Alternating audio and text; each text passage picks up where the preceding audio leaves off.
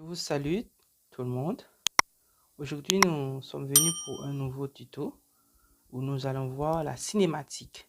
La cinématique qui est une partie de la physique, ou plus précisément de la mécanique. Donc, je vous demande d'abonner à la chaîne, de partager les contenus et de commenter dans la section commentaires. C'est quoi la mécanique? La mécanique, c'est une science qui a pour objet l'étude des forces et de leurs actions. Voilà, c'est ça la mécanique. La mécanique, c'est une science qui a pour objet l'étude des forces et de leurs actions. C'est une définition très simple de la mécanique. C'est quoi la cinématique? La cinématique vient de la mécanique, car la mécanique est divisée en trois parties. Nous avons la cinématique, nous avons la statique, la dynamique. Donc, mais nous allons attarder seulement sur la cinématique. Nous allons seulement définir la cinématique. La cinématique est une partie de la mécanique qui étudie les mouvements d'un point et des corps sans tenir compte de leur cause. C'est ça la cinématique. La cinématique est une partie de la mécanique qui étudie les mouvements d'un point et des corps sans tenir compte de leur cause.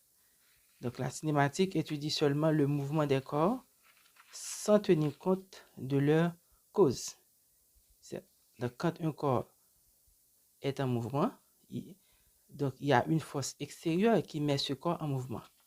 Mais la cinématique ne s'intéresse pas à cette force, à cette cause qui met le corps en mouvement. Donc nous avons mouvement. C'est quoi le mouvement?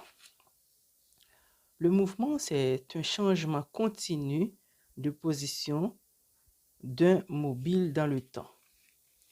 Le mouvement, c'est un changement continu de position d'un mobile dans le temps. Quand on parle de mouvement, donc on voit que le mouvement est un changement de position d'un mobile dans le temps. Donc, un mobile, c'est un corps qui est en mouvement. Donc, un véhicule qui est en mouvement est un mobile. Donc, un avion qui est en mouvement est un mobile. Donc, on parle de mobile de tout corps qui est en mouvement. Donc, de là, il y a aussi les projectiles. Un projectile, c'est un corps aussi qui est en mouvement.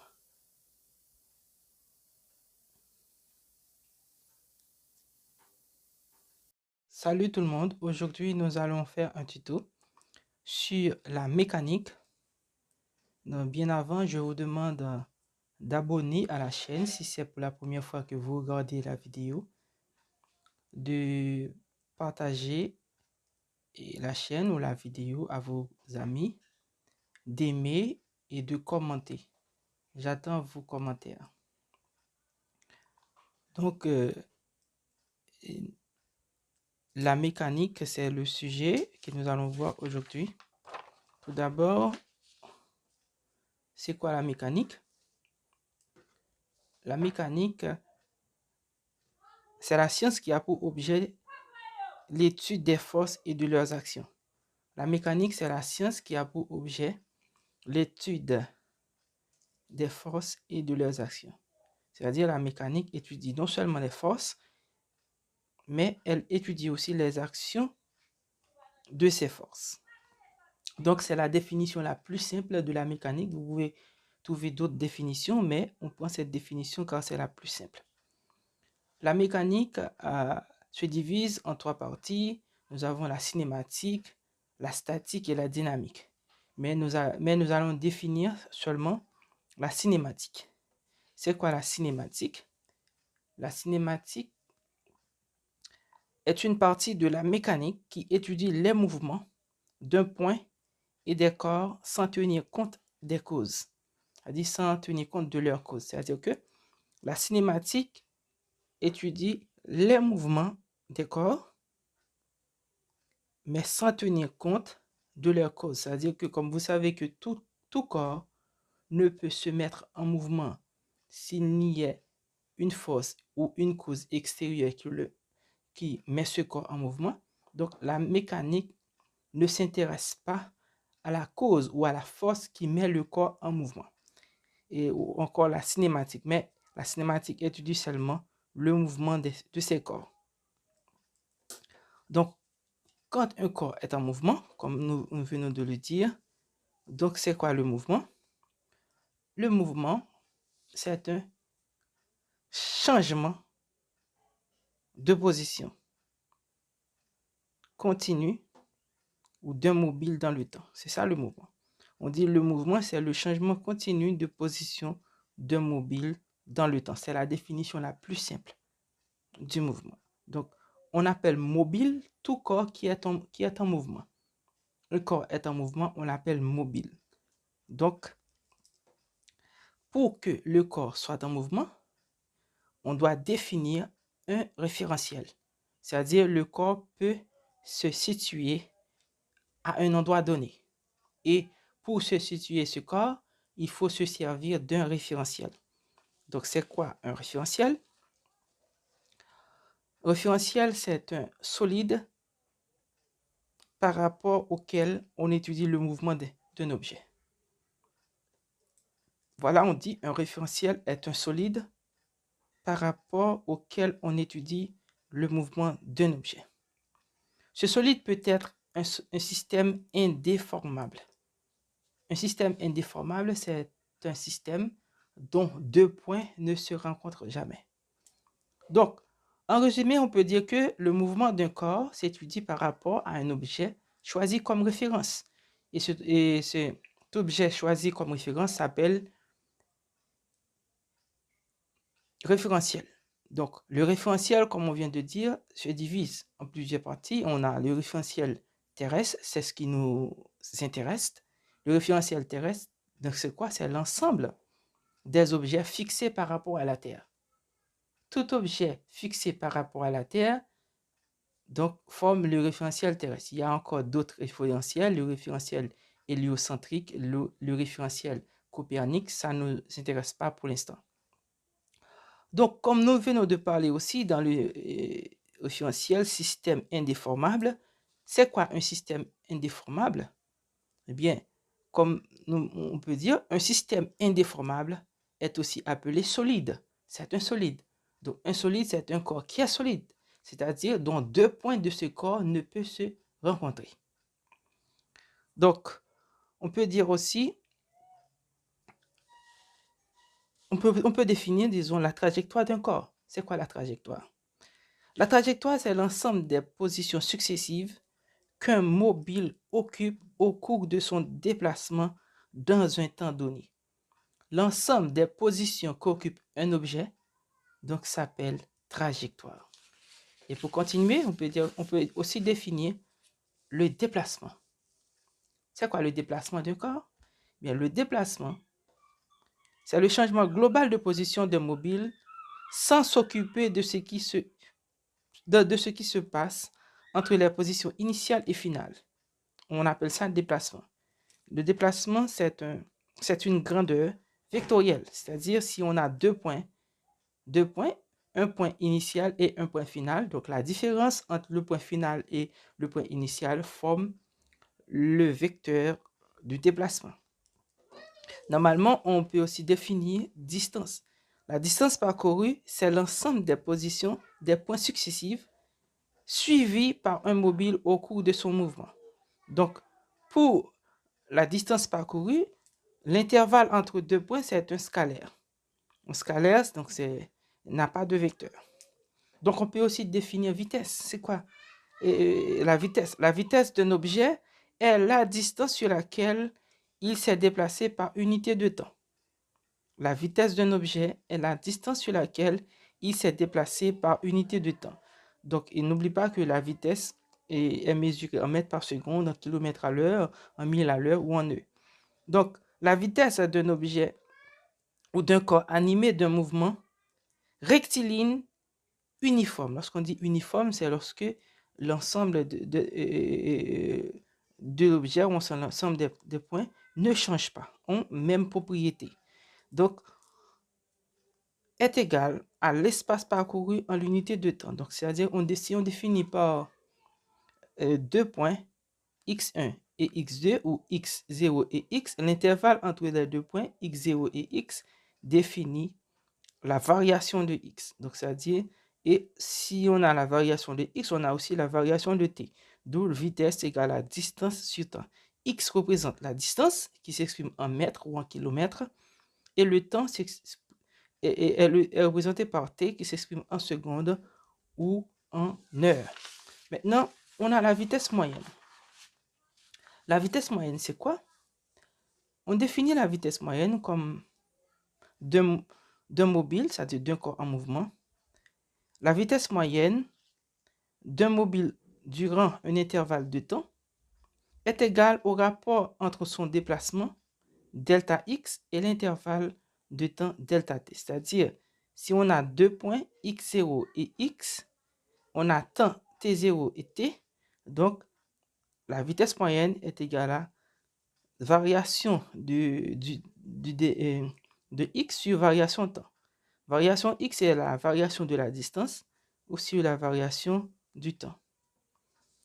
Donc, dans ce type de mouvement, on peut avoir un mouvement en ligne droite qu'on appelle mouvement rectiligne. Donc, qu'est-ce qu'on dit?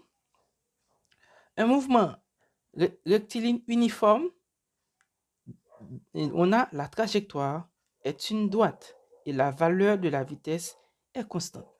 Dans un mouvement rectiligne uniforme, la trajectoire forme une droite. Forme une droite, c'est-à-dire ça va tout droit. Et la valeur de la vitesse est constante, c'est-à-dire la vitesse ne change pas. Ne change pas. Donc, et l'équation de cette vitesse, de ce mouvement, pardon, est l'équation d'une droite. Par exemple, y égale à ax plus b. Donc, quand le mouvement est rectiligne non uniforme, la trajectoire est une droite et la valeur de la vitesse varie. C'est-à-dire, ici, on peut avoir un mouvement uniformément varié, c'est-à-dire uniformément et retardé ou uniformément accéléré. On a aussi mouvement circulaire uniforme. Un mouvement est circulaire uniforme quand la trajectoire est un cercle et la valeur de la vitesse est constante. Donc, l'équation de cette trajectoire est l'équation d'un cercle. Donc, un mouvement est dit accéléré quand la vitesse du mobile augmente. Donc, il est uniforme quand la vitesse est constante.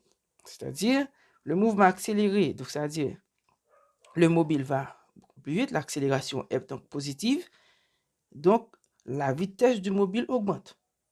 Il est dit uniforme quand la vitesse est constante, c'est-à-dire la vitesse ne change pas, la vitesse ne varie pas, la vitesse est constante. Il est ralenti ou retardé quand la vitesse diminue. Donc, c'est ça le mouvement d'un mobile. Donc, en gros, on peut dire que le mouvement, on peut dire qu'on a dit que la trajectoire d'un point dépend de la référence choisie. Donc, une droite est une droite ou encore un cercle, ça dépend. Donc, si c'est une droite, on parle de trajectoire, c'est-à-dire rectiligne. Et si c'est un cercle, on parle de trajectoire circulaire. Si c'est un courbe, on parle de trajectoire curviligne. Donc, le mouvement rectiligne uniforme, donc la trajectoire est une droite et la valeur de la vitesse est constante. Le mouvement rectiligne non uniforme, la trajectoire est une droite et la valeur de la vitesse varie. Le mouvement circulaire uniforme, la trajectoire est un cercle et la valeur de la vitesse est constante. C'est ce qu'on a dit. Donc, n'oublie pas qu'on mesure la vitesse moyenne par un tachymètre. Donc, nous vous disons merci. C'est ici que s'arrête ce tuto pour aujourd'hui. N'oubliez pas de s'abonner à la chaîne, d'aimer le contenu, de partager et de commenter. Surtout, je vous attends dans les commentaires. et abonner et partager. Merci, à la prochaine. Donc, le mouvement peut être rectiligne uniforme. Quand un mouvement est rectiligne, la trajectoire est une droite et la valeur de la vitesse est constante. C'est-à-dire, la vitesse ne change pas, mais le mouvement ne change non plus. Ça reste uniforme. Donc, le mouvement, on dit que le mouvement est rectiligne. Quand le mouvement est rectiligne, sa trajectoire est une droite. Et l'équation de ce mouvement est l'équation d'une droite. Le mouvement peut être rectiligne non uniforme. Dès lors, la trajectoire est une droite et la valeur de la vitesse varie. Donc, mouvement circulaire uniforme. Quand le mouvement est circulaire uniforme, la trajectoire est un cercle et la valeur de la vitesse est constante. Quand la valeur de la vitesse est constante, on dit que la valeur de la vitesse est constante. Le mouvement circulaire uniforme, la trajectoire est un cercle et la valeur de la vitesse est constante. Donc, le mouvement est accéléré. Quand le mouvement est accéléré, un mouvement accéléré, c'est quand la vitesse du mobile augmente, ou soit la vitesse diminue.